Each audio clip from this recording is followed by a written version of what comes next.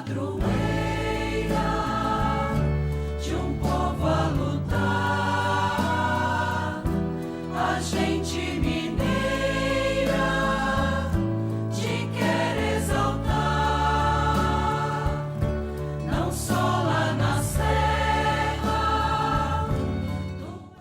Amado irmão, amada irmã, saúde e paz. Nossos corações experimentem a alegria desta comunhão bonita que aqui estamos vivendo, congregados na comunidade orante ao redor de nossa Mãe, para proclamar a palavra e experimentar no fundo do nosso coração a alegria bonita de sermos destinatários da compaixão do Senhor. Desse Senhor que, olhando a multidão, depois de 3 dias que estavam com Ele, tem compaixão, porque não tem nada para comer. E reflete para nos desafiar. Se eu os mandar para casa sem comer, vão desmaiar pelo caminho, porque muitos deles vieram de longe. Os discípulos, diante do que o Senhor colocara, disseram: como poderia alguém saciá-los de pão aqui no deserto? Esse é o nosso desafio existencial maior. No lugar de nossa lógica meramente humana, aprender a praticar a lógica do amor de Deus. É um longo caminho de aprendizagem. Oportuno é refletir o que nos vem do comentário sobre o Diatessaron, de Santo Efrem, um diácono, quando comenta: no deserto, nosso Senhor multiplicou o pão, como em Caná transformou a água em vinho. Habituava assim o paladar dos homens a seu pão e a seu vinho, esperando a hora de dar-lhe o seu corpo e o seu sangue. No abrir e fechar de olhos, multiplicou um pouco de pão. O que os homens levam 10 meses para produzir e transformar, os seus 10 dedos o fizeram num instante. No instante, ele levou a termo o que exige normalmente um tempo longo. De uma quantidade mínima de pães, fez sair uma quantidade imensa de pães, como aconteceu na primeira bênção do mundo: crescei e multiplicai-vos. O Senhor mostrou assim, meu irmão, minha irmã, o vigor penetrando forte com a força da sua palavra. E não multiplicou os pães na medida do que podia fazer, mas somente até a medida do que bastava aos convivas. Não foi o seu poder que mediu o milagre, mas a fome dos famintos. Mesmo assim, o milagre de Deus ultrapassou seus desejos. Juntai, disse Jesus ao final, os pedaços que sobraram, para que nada se perca. Naqueles dias havia de novo uma grande multidão e não tinha o que comer. Jesus chamou os discípulos e disse: tenho compaixão dessa multidão, porque já faz 3 dias que está comigo e não tem nada para comer. Se eu os mandar para casa sem comer, vão desmaiar pelo caminho, porque muitos deles vieram de longe. Os discípulos disseram: como poderia alguém saciá-los de pão aqui no deserto? Jesus perguntou-lhes: quantos pães tendes? Eles responderam: 7. Jesus mandou que a multidão se sentasse no chão. Depois pegou os 7 pães e deu graças, partiu-os e ia dando aos seus discípulos para que os distribuíssem. E eles os distribuíam ao povo. Tinham também alguns peixinhos. Depois de pronunciar a bênção sobre eles, mandou que se distribuíssem também. Comeram e ficaram satisfeitos e recolheram 7 cestos com os pedaços que sobraram. Eram 4.000 mais ou menos. E Jesus os despediu. Subindo logo na barca com seus discípulos, Jesus foi para a região de Dalmanuta. Amado e amada de Deus, somos desafiados a reconhecer que Ele é a fonte insubstituível e inesgotável da força amorosa de que precisamos para reconstruir a nossa vida. Por isso, a necessidade dele nos aproximar, porque Ele olha para nós com compaixão. Por isso, chamou os discípulos e lhes dá uma tarefa, dizendo: tenho compaixão dessa multidão, porque já faz 3 dias que está comigo e não tem nada para comer. Não posso mandá-los embora sem comer, porque podem desmaiar pelo caminho, porque muitos deles vieram de longe. Os discípulos sabem que ali se abre uma nova tarefa, desafiadora, profundamente desafiadora. Por isso a pergunta: como poderia alguém saciá-los de pão aqui no deserto? Jesus, então, ajuda os discípulos a compreenderem que só a força do amor multiplica aquilo de que necessitamos e que nos falta. Por isso, o Senhor diz, mandando a multidão se sentar: o que tendes? Quantos pães tendes? 7.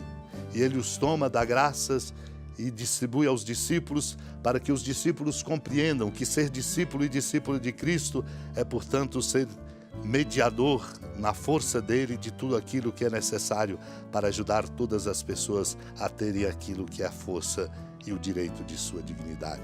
Fez com os pães como fez com os peixes. Depois de pronunciar a bênção, entregou a todos. Todos comeram e ficaram satisfeitos. E ao final ainda recolheram 7 cestos com os pedaços que sobraram. Meu irmão, minha irmã, o gesto de Jesus nos faz abrir o coração para acolher a interpelação formulada nos sermões do bem-aventurado Isaac, abade do mosteiro de Estela. Quando ele faz esta pergunta: por que, irmãos, somos tão pouco solícitos em buscar ocasiões de salvação uns para os outros? Tão pouco cuidadosos sem nos esforçar para ajudarmos-nos mutuamente, onde a necessidade for maior em carregar os fardos dos irmãos? O apóstolo Paulo, lembra ele, a isto nos exorta dizendo: carregai os fardos uns dos outros e cumprireis assim a lei de Cristo. E em outro lugar, suportando-vos reciprocamente na caridade. É esta, meu irmão e minha irmã, na verdade, a lei de Cristo. Se há em meu irmão, seja por indigência, seja por fraqueza corporal ou de educação, alguma coisa de incorrigível, por que não a suporto com paciência e não a levo de bom grado? Pois está escrito: seus filhos serão levados aos ombros e consolados no regaço. Não será porque me falta aquela caridade que tudo sofre, que é paciente para suportar e ser benigna para amar? Certamente, esta é a lei de Cristo, dele que assumiu verdadeiramente nossas enfermidades pela paixão e suportou nossas dores pela compaixão, amando os que carregava, carregando os que amava.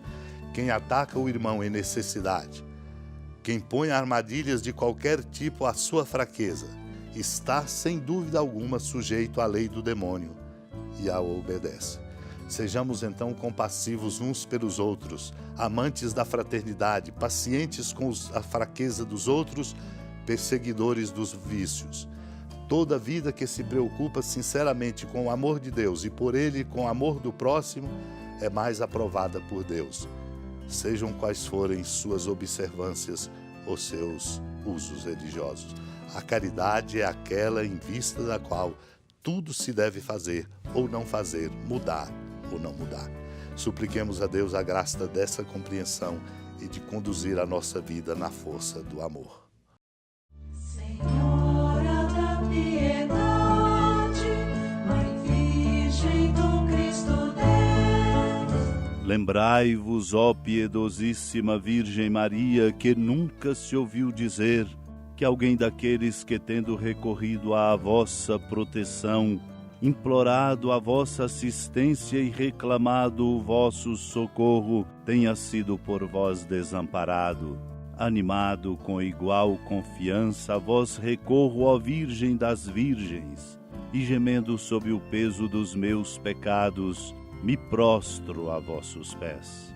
Não desprezeis as minhas súplicas, ó Mãe do Verbo encarnado, mas dignai-vos de as ouvir propícia e de me alcançar o que vos peço. Amém. Feliz padroeira de um povo a lutar, a gente mineira te quer exaltar, não só lá na serra, tu és esplendor de toda esta terra, também és fulgor.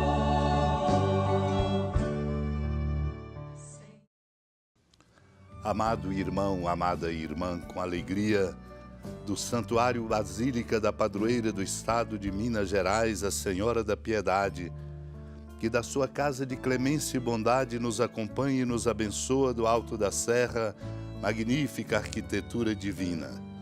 A bênção de Deus, amor misericordioso, Pai, Filho e Espírito Santo, desça sobre sua família, proteja sua casa, sustente sua vida, fecunde o caminho missionário de nossa igreja, nos encha de sabedoria e permaneça conosco para sempre. Amém. Feliz padroeira de um povo a lutar, a gente me